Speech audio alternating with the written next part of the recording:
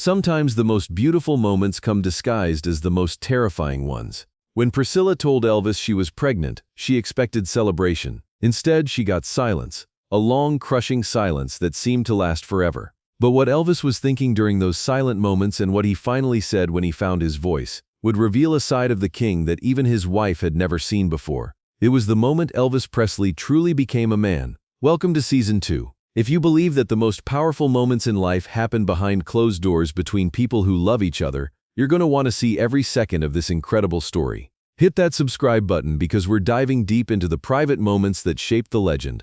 December 1967. Elvis and Priscilla Presley had been married for 8 months, but their honeymoon period was long over. The pressures of fame, constant touring, and the Goldfish Bowl existence of being married to the world's most famous entertainer were taking their toll.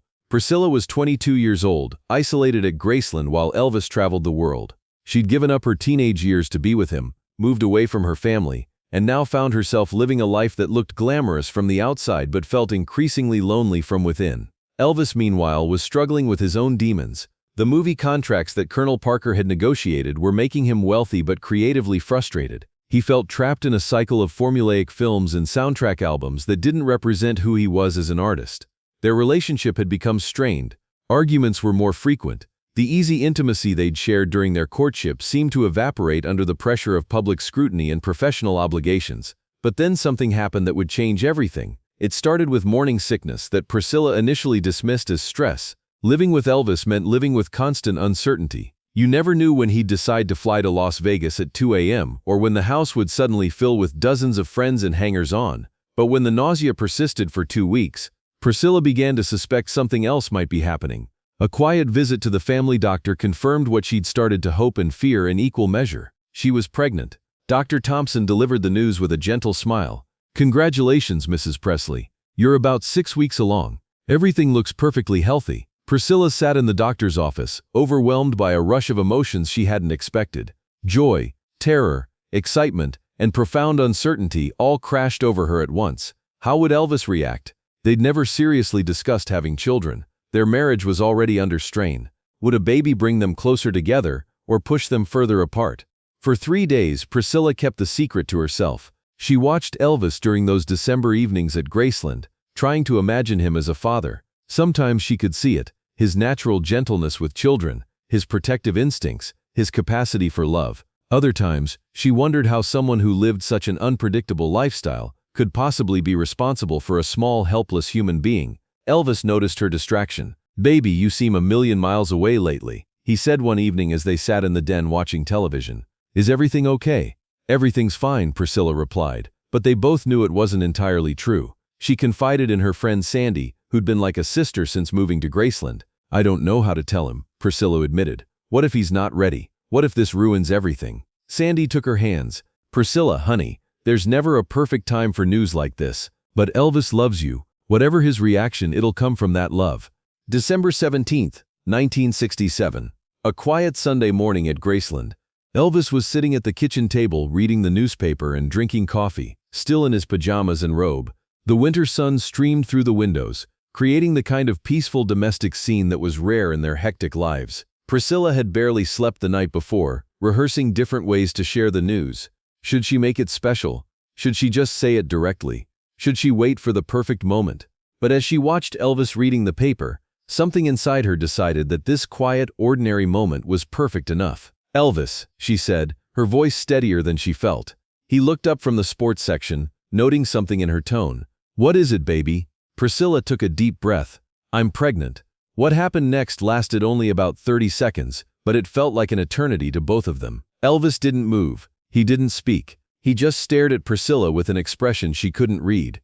The newspaper remained frozen in his hands, and Priscilla could hear the tick of the kitchen clock marking each endless second. During that silence, Priscilla's mind raced through every possible interpretation. Was he shocked? Disappointed? Angry? The longer the silence stretched, the more terrified she became. But what Elvis was actually experiencing during those crucial moments was something far different than what Priscilla feared. Years later, Elvis would describe those 30 seconds as the most important half-minute of his life.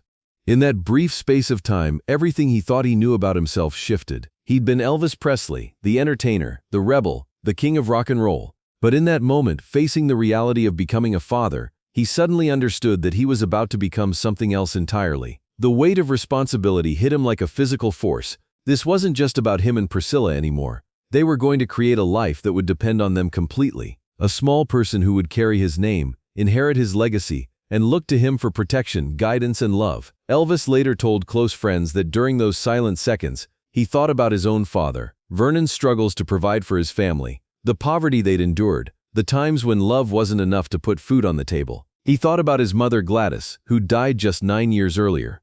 How she would have loved to be a grandmother. How she would have guided him through this new chapter of his life. Most powerfully, he thought about the kind of father he wanted to be. Not the distant touring musician who saw his child between concerts. Not the celebrity dad who showered gifts on his kid but couldn't make it to school plays. He wanted to be present, involved. The kind of father his own dad had tried to be despite their financial struggles. When Elvis finally spoke, his voice was soft and filled with an emotion Priscilla had never heard before. "Are you sure?" he asked. Priscilla nodded. "Dr. Thompson confirmed it yesterday." Elvis set down the newspaper and stood up slowly. He walked around the table to where Priscilla was sitting and knelt down beside her chair. "Priscilla," he said, taking her hands in his, "I need you to know something.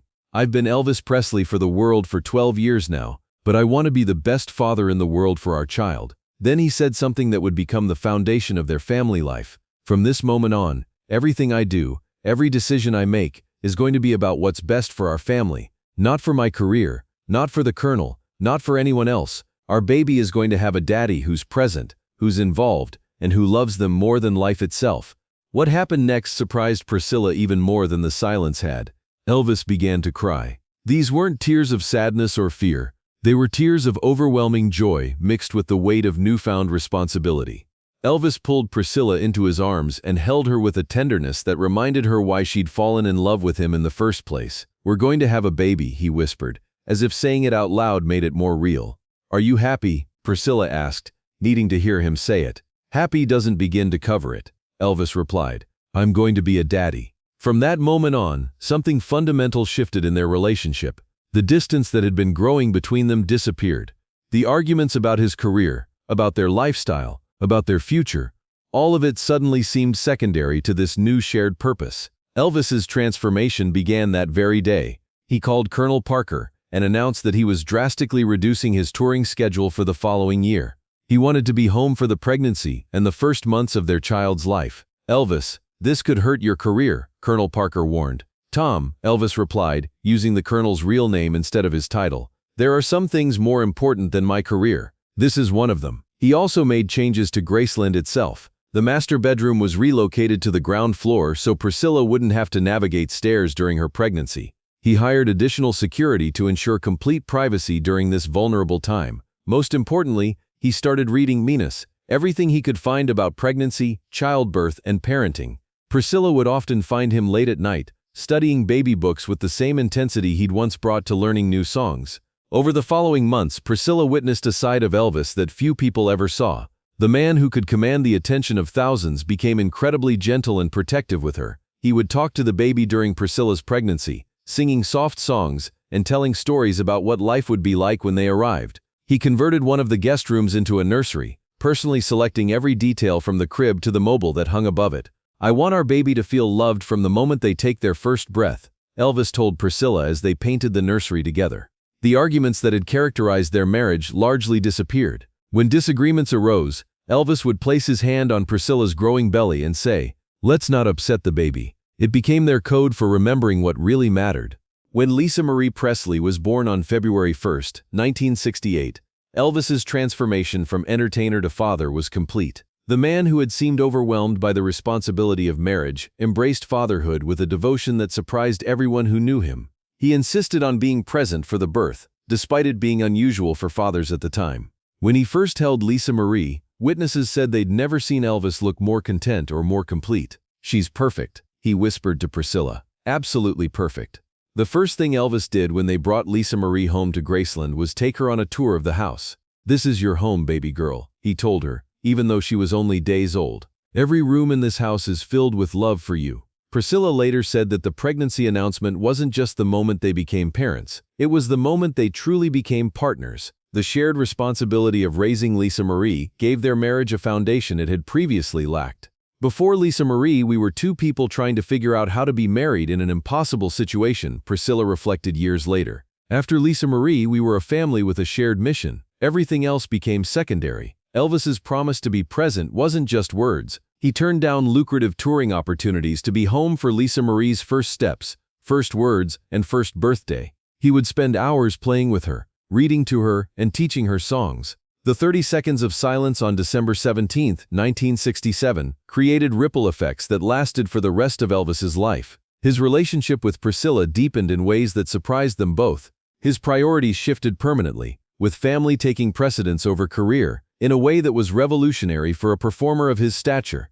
More importantly, it revealed the man Elvis had always had the potential to be, not just the king of rock and roll, but a devoted husband and father, who understood that his greatest performance would always be the love he showed his family. Lisa Marie herself would later say that her earliest memories were of a father who was completely present and devoted. "People think of my dad as this larger-than-life figure," she said, "but to me, he was just Daddy, the man who sang me to sleep every night and made me feel like the most important person in the world."